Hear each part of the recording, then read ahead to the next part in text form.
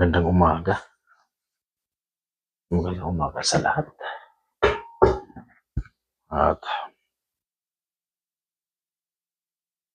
ngayon ay Martes dito. So, bali 5, 6, 7, 8. So, 8 a.m. ngayon din sa Pilipinas.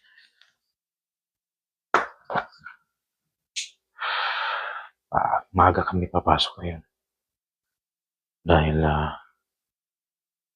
daming gagawin.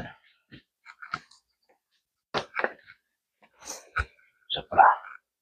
Kaya,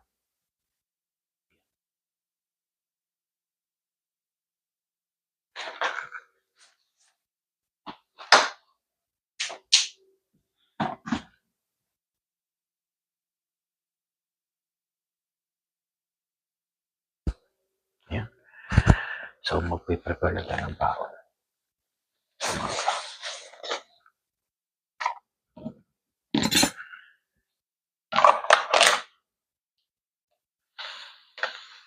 So, madaling araw pa dito. Maaga tayong bumangon. So, OT na naman to. Yun nga lang, nakakasawa din. Sana nakakapag dating overtime.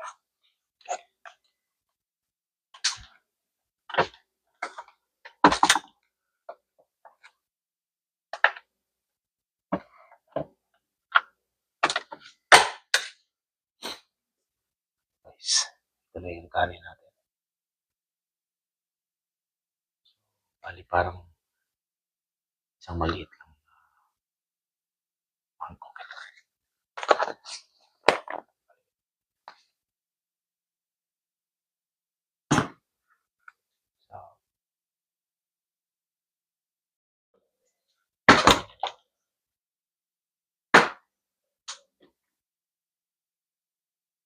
Ayan. So, hahanap tayo ng pagkain dito sa loob na ref.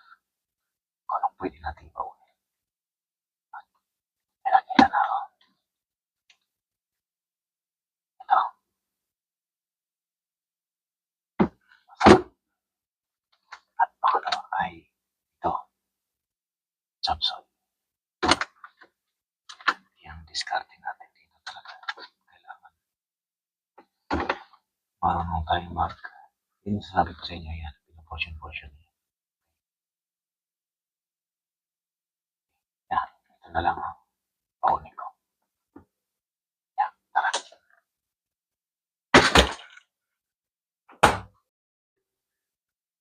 So, ito yung sinasabi ko sa inyo na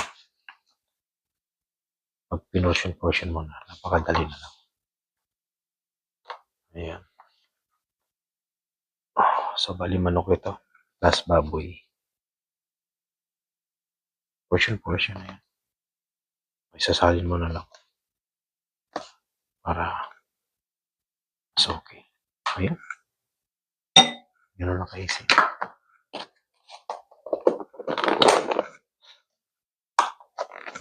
Diba? So, kuha na rin tayo ng mandarin or clements. Okay, dalawa. So, kuha na rin tayo ng tinapay. So, balik tayo yung tinapay.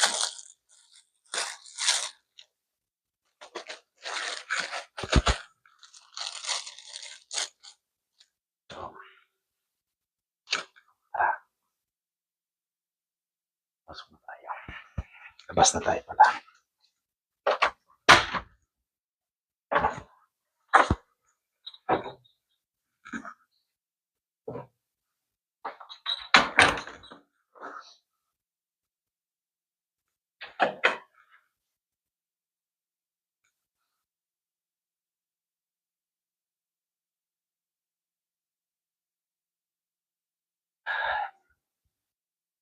Ayan.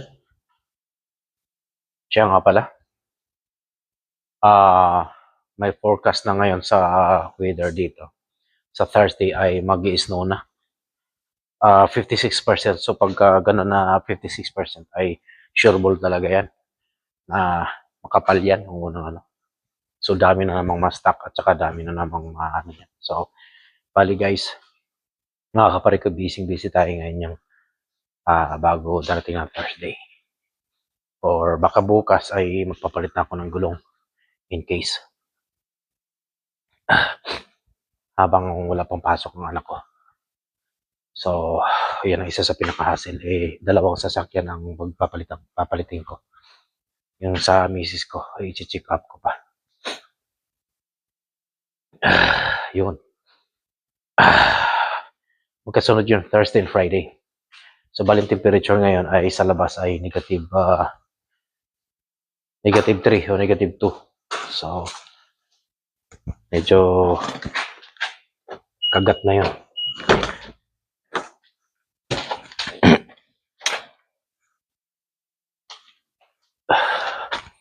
Okay.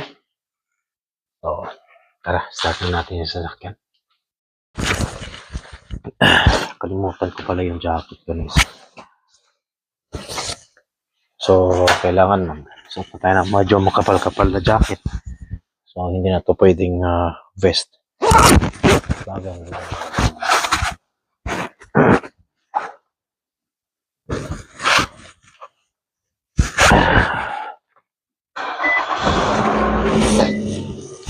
okay, tara, let's go. Ayan. Nasa loob na tayo. Ngayon palabas na tayo. So silipin natin kung anong sitwasyon sa labas pagka negative 3 o negative 2 dito.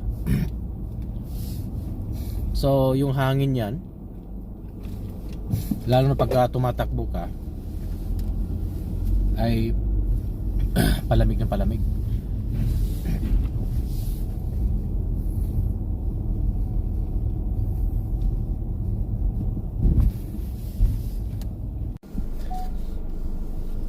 Ayan.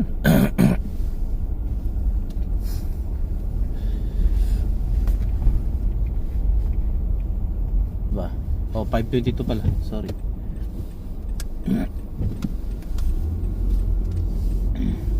Di ko pa pala nabago yung orasan ko. Yung ano pa pala to, yung kasi dapat pag nagbago sila ng oras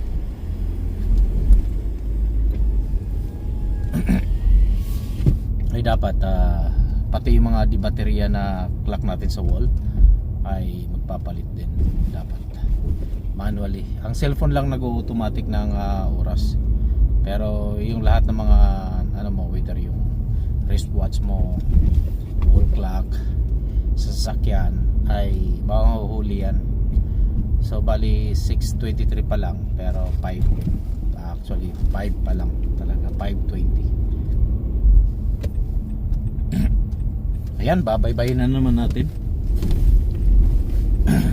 ang kalsada na ito. At habang binabaybay natin mga kaparikoy, so samahan na rin natin ang kwentong buhay Canada para magkaalaman na. Ayan, binuksan ko yung bintana, ay masakit na talaga sa kamay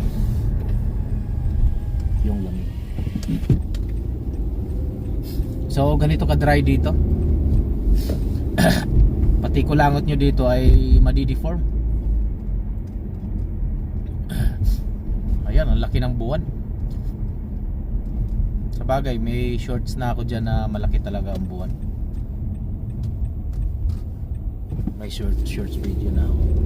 So alam nyo na yun, na malaki talaga ang buwan dito. Pag bumibiyahe ka dito ng mga ganitong oras, ay sadyang talagang napakabuti lang ng sasakyan.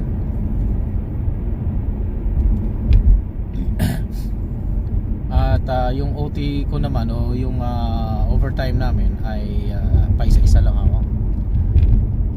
Sa isang araw, isa lang.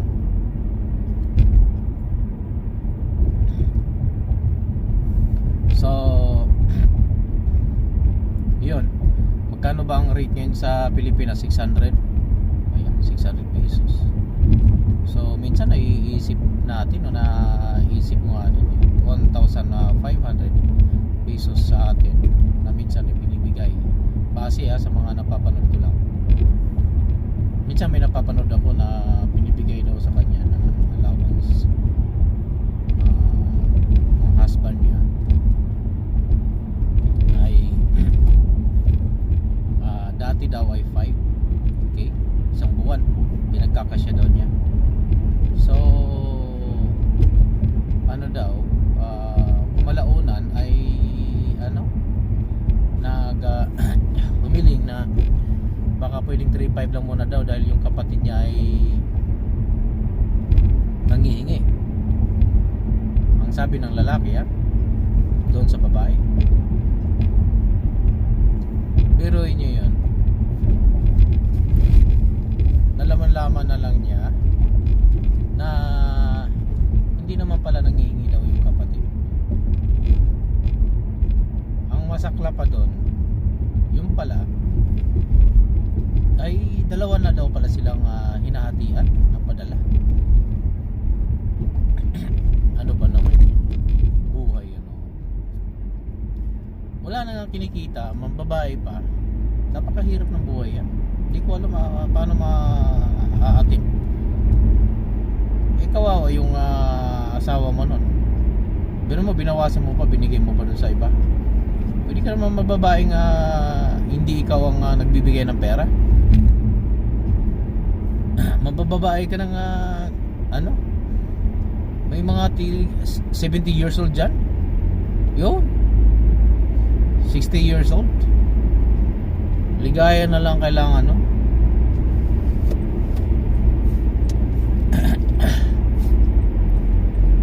Lagyan mo na lang ng mantika yun.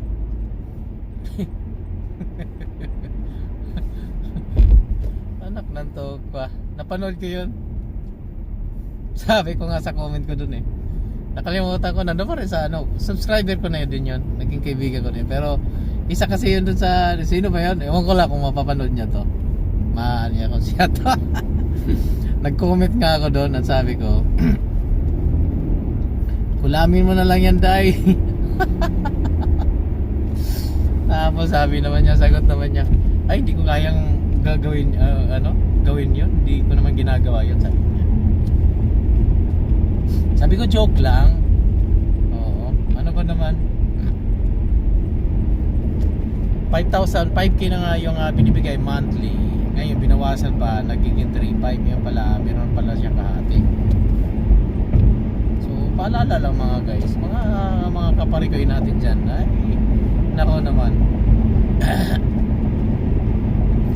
Kung akong tatanungin ninyo, ay eksperyensado tayo sa ganyan dahil nagdaan ako ng saang bansa.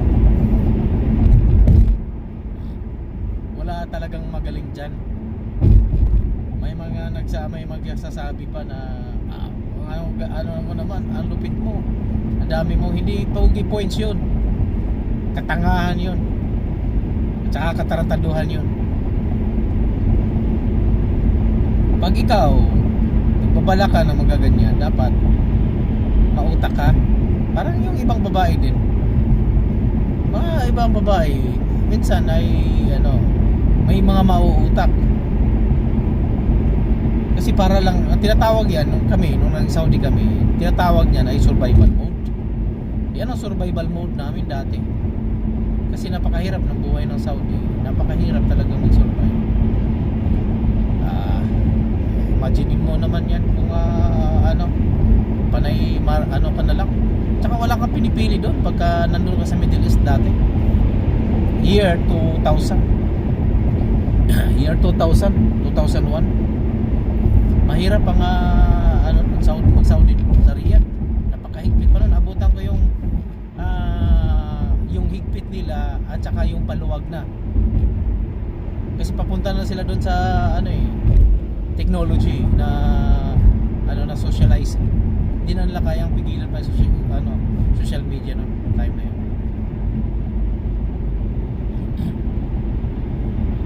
Yung unang labas pa na Nokia noon ay yung may screen na malapad na 16 ba yun? Palimutan ko. O 82, maliit pala yun. Yun. Dapat. Oh, di ba? Kawawa ang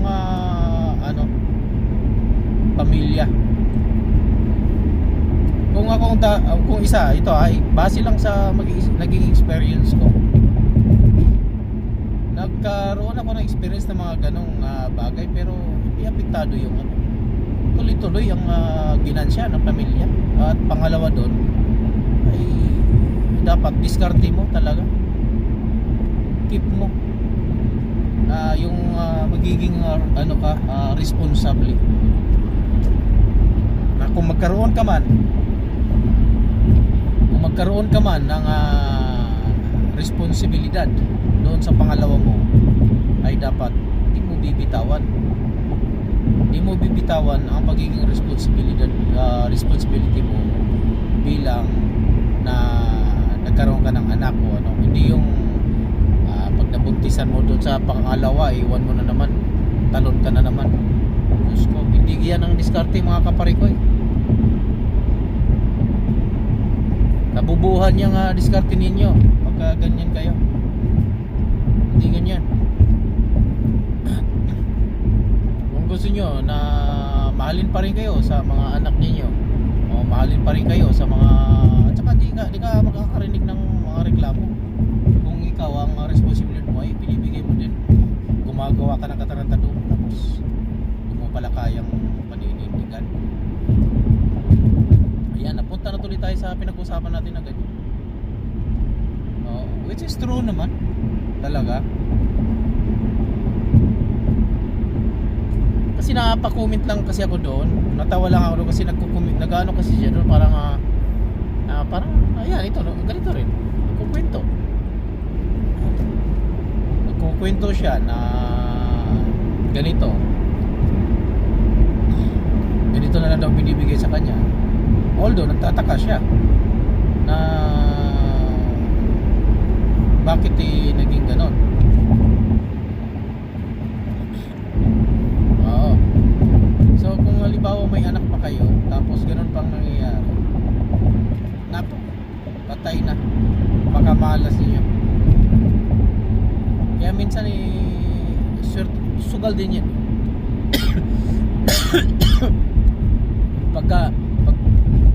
Pagkakaroon ng pamilya ay sugal yan. Walang makapagsasabi kung yung napapangasawa ninyo ay responsable. Lalo na sa atin, kulang ang sa atin, edukasyon,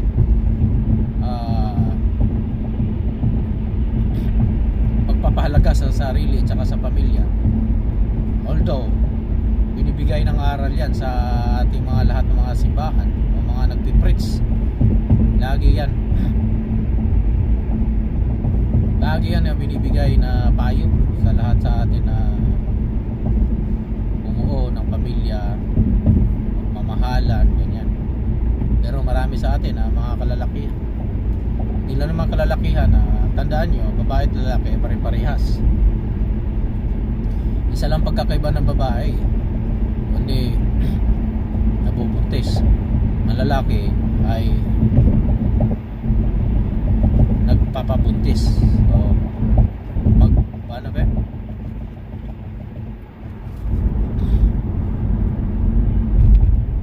Yun. Ayan, ganun lang. Tapos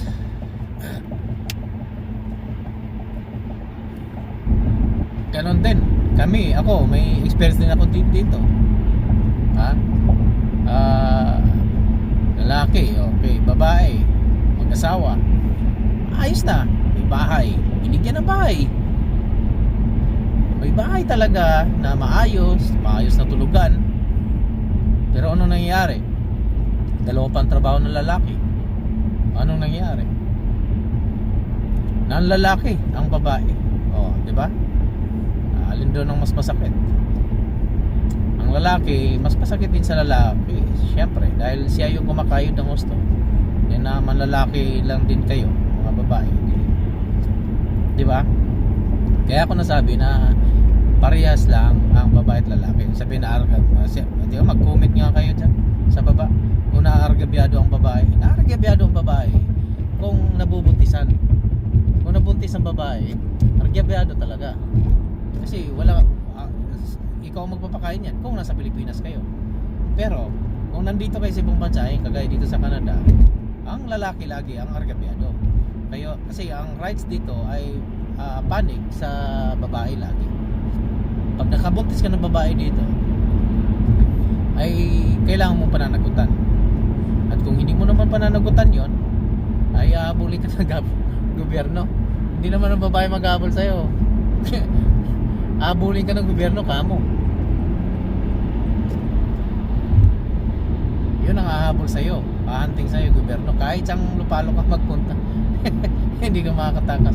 Dahil isa lang ang number dito, isa lang yung number mo, at yun lang yung gagamitin mo. Depende na lang kung magka-cash cash flow dating sa trabaho. Hindi ka matitrace. Oras na gagamitin mo through online or through yung name mo, automatic yan, tumataginting pera mo doon mapunta sa suporta ng bata. Ganon kalupit. Imagine niyo kung ganyan ang sistema sa atin.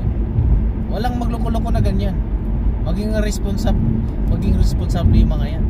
Maniwala kayo. Dahil napaka lang kasi sa atin, napakalabnaw ng batas. Napaka-slight lang, kayang-kaya. Kung walang nagrereklamo, baliwala lang din, iiwan lang din. At syempre, kung pag babae din naman na medyo may kaya at kaya naman niyang buhayin ng sarili niya, ay hindi na rin nagrereklamo yan. Ganon. Dito, ganon din, na may mga babae din dito na gusto lang ay mabuntisan o mabuntis, at hindi na nila kailangan ang ama, at hindi na sila nagsasalita, hindi na sila humihingi ng suporta doon sa lalaki. Depende na lang sa lalaki kung magbibigay-bigay pa, pero hindi na nila kinukumplit. Ganun lang kaisi, usapang lang yan. Oras na nagmamatigas ang lalaki, ay tagilid talaga. May mapaglalagyan talaga yan. Yan. Kaya sobrang light sa atin ang batas, ay kaya ganun. Kaya maraming kawawa sa atin ng mga babae. Ang mga kababaihan ng mga kawawa sa atin. Dito naman sa ibang bansa, ang tagilid ang mga lalaki. Ang mahirap masakla pa dyan. Kaya nga mahirap yan ang ganun. Nangangarap ka, kaya nga lagi may consequences eh. Mayroon nga dyan na isang kadamakmak na pera or well to do talagang talaga yung income nila. Wala din namang anak, di ba? So lagi may kulang. Hindi talaga magiging perfecto ang buhay ng tao. Naakala mo lang ay perfecto pero hindi talaga. Kaya kung ako ang tanongin nyo kung perfecto ba yung pamumuhay ko, sa akin ay hindi. Pero ginagawa kong balance eh. Binabalance namin ang sitwasyon. At tama lang din yung pamumuhay namin. Kasi kung sabi ko nga sa misis ko, kung naghangat ka ng malaki ang sweldo, tapos ang unang maapektuhan yan ay yung oras natin sa isa at saka sa bata. Yan ang mawawala. Although nagkaroon ka ng pera, so nasa ng loob ng anak mo, nasa ng loob ng husband mo, di ba? Wala, diba? Kaya yung iba na naging busy ang buhay, naging busy ng hindi nyo pwedeng sisisihin husband o asawa ninyo bakit ang layo ng loob sa inyo. Hindi, kaya kadalasan lagi away yan.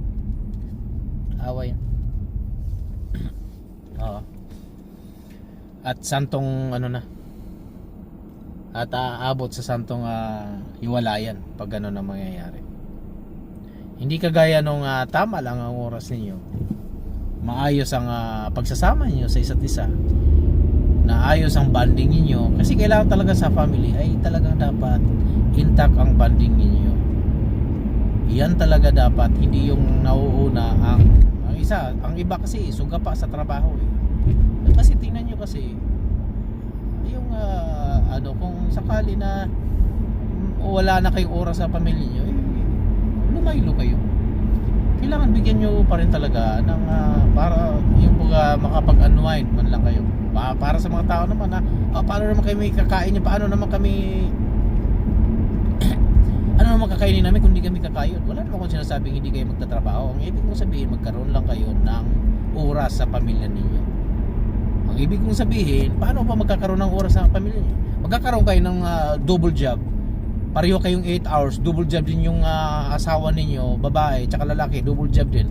Imagine nyo, ilang oras ang 24 hours, ilang oras ang 12 hours. Oh, ano pa ang matitira sa pagsasama ninyo pagka ganyan? Di ba? Sabihin nyo, paano kayo kakain? Paano? Bakit kaming nakakain na kami ng 3 beses ang araw? Oh. Dahil tipirin ninyo yung sistema, hindi yung pag nag-double job kayo, bili kayo ng ganito ng magandang bili kayo ng gano'n. So, although hindi ko problema 'yan, pero ibig sabihin, ang pinag-usapan nga dito ay family dapat oriented. Oh. Tingnan mo mga anak nila, nauso doon sa puro gadget. Makakausap mo pa ba ng matino yung anak mo sa ganyan mga ginagawa niyo? Di ba hindi? So, lalaki ang anak ninyo na puro ganyan. At hindi kayo halos kilala, kundi mas kilala nila yung gadget na hawak nila. Dahil doon na lang sila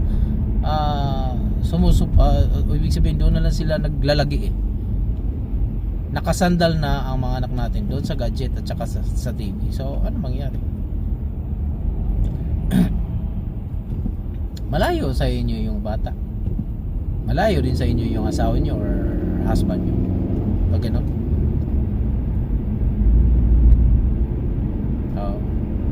Yun. Yan ang mga dahilan. At yan ang mga dapat reason na para maging intact ang pamilya ninyo. At hindi dahilan ang isang bagay na kayo mismo ang gumawa ng sarili ninyo na ikakapahamak ninyo. Tapos yung iba wala na nga makain, bababae pa. Kaano yan sa ating mga kalalakihan dyan, kaanohan yan yung discarding na walang kwenta. Tandaan nyo, dumiskarte kayo, yung mga kapera kayo doon sa pag-aanohan nyo. Kung man sinasabi sa inyo na magano kayo, mababae kayo na magano, hindi yung mababae kayo tapos kayo ang nagsusupport. Ano yun? Diba? Yan. So, yan, dito na naman nagtatapos ang ating mahalagang kwento. Kwentong Buhay Canada. Oh, 'di ba? So, kita niyo naman, ayan ang buwan, oh. Ayan, di ilaw 'yan, buwan 'yan. Pwede natin close up 'yan mamaya. Okay. So, maaga ang mga kasama namin ngayong araw na 'to. Okay? Maraming salamat ulit sa inyong pagsubaybay. At yan, ang laki ng buwan. Itong video na to ay straight to, walang edit to.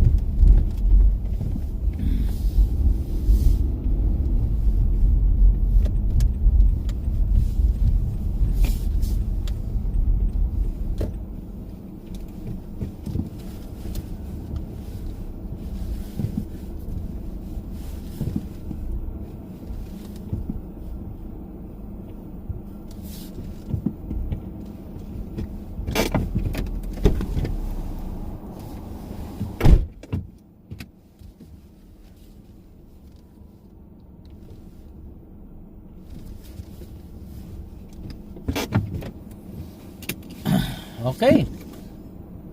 Yan, so dito nagtatapos ang ating mga kwentong Buhay Canada. Kaya dito lang sa Buhay Canada.